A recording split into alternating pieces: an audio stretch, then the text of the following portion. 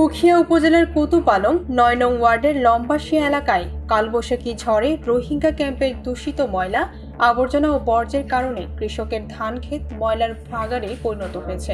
আর্থিকভাবে মারাত্মক ক্ষতিগ্রস্ত হয়েছেন স্থানীয় কৃষকরা। রোহিঙ্গা ক্যাম্প থেকে দূষিত ময়লা আবর্জনা পানি জমিতে আসার কারণে পুরো মাঠ জুড়ে ধান ক্ষেত নষ্ট হয়ে গেছে বলে জানান স্থানীয় কৃষকেরা।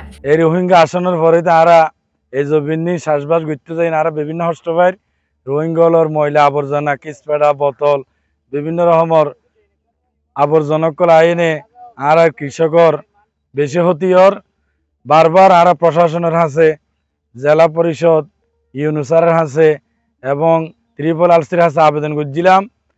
ইতারা বারবার মাফি যায়, বিভিন্ন অফিসার হল পাঠাই এনে তদারকি করে যায়, কিন্তু আর হাজার হনের সফল না পাই।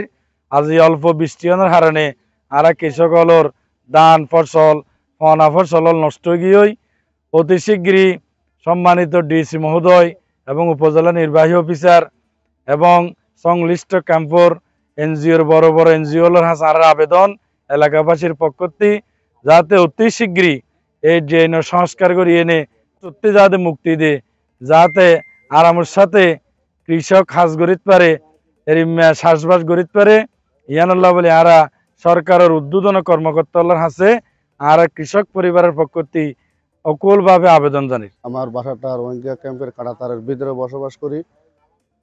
আমরা এই ড্রেনটা সংস্কার করার জন্য আমাদের ইউনুসারকে আমরা আকুল আবেদন করতেছি। আমাদের এই ড্রেনটা যেন তাড়াতাড়ি শিগগিরই এই ড্রেনটা সংস্কার করে। এখন রোহিঙ্গার দ্বারা ড্রেন এখানে গিয়ে এখন মানুষের কেন করি আলবাল ঘরা বেড়াইলাম আঝাড়ি দিয়ে মাজত দিয়ে ড্রেন এখান ঘুরি বেড়েছে।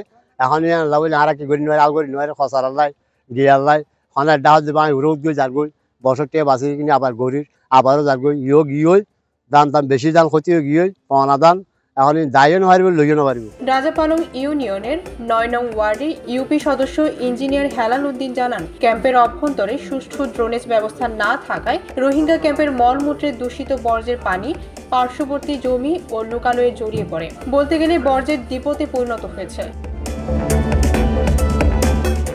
সামান্য কালবৈশাখী ঝড়ে জমির ধান দূষিত পানিতে মাঠেই নষ্ট হয়ে গেছে।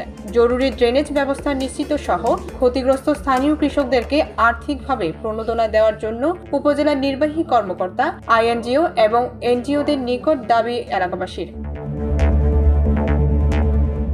ডেস্ক রিপোর্ট, ভোরের পাতা।